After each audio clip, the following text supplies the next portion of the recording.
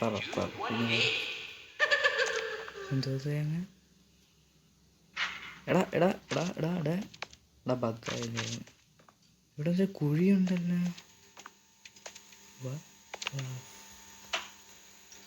എടാ ഇവിടെ വേറെ വഴി.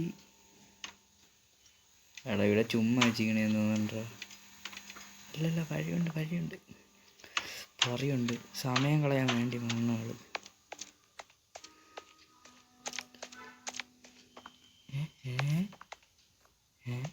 എടാ ഇവിടെ എന്തൊരു വാട്ട്? എടാ ഇങ്ങോട്ട് പോവാൻ പറ്റൂല.